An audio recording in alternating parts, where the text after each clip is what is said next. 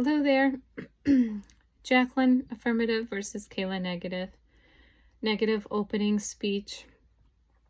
Hello, my name is Kayla Parsons, and I will be presenting the negative side of the debate on whether physician-assisted suicide should be legalized.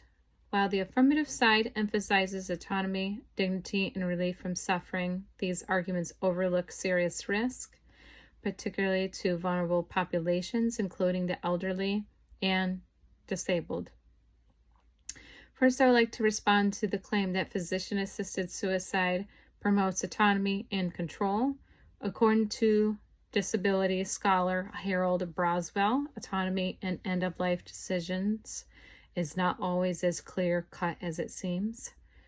In his article, Can There Be a Disability Studies Theory of End-of-Life Autonomy?, Braswell argues that autonomy is often compromised by structural ableism, which finally influences people with disabilities to view their lives as less valuable. When individuals are surrounded by societal messages that frame disability or dependence as a burden, their so-called choice to die may actually be a reflection of internalized stigma, not true autonomy.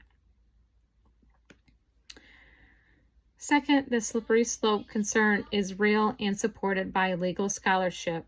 Marcel B. Kapp, in his article, Old Folks on the Slippery Slope, warns that legalizing physician-assisted suicide can lead to normalization of death as a solution for suffering, particularly in older adults who feel like a burden to their families.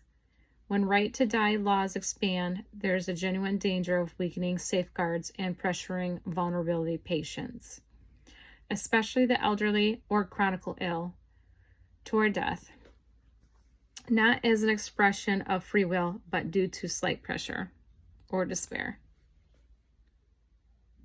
Next, while the affirmative side argues that physician-assisted suicide is a compassionate way to end pain, Luann Friend, in Physician-Assisted Suicide, Death with Dignity, reminds us that what's truly compassionate is ensuring comprehensive, equitable access to palliative care, not rushing to medicalize death. Hospice and palliative care systems in the U.S. are often underutilized or underfunded, and by legalizing physician suicide, we may divert attention and resources from improving these essential services.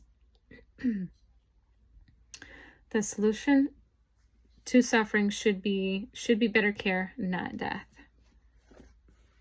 Lastly, physician-assisted suicide disproportionately affects individuals with disabilities. As Braswell highlights, a disability studies framework challenges the notion that dependence or physical limitation equals loss of dignity. Legalizing assisted suicide risk reinforces this harmful narrative.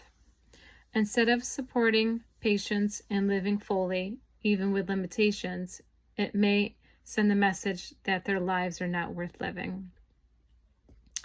In conclusion, while the affirmative side emphasizes autonomy and dignity, the legalization of physician-assisted suicide carries significant ethical, social, and legal dangers, particularly for our most vulnerable populations. We must prioritize compassionate care and resist a system that risks treating death as a default option rather than a last resort. Thank you.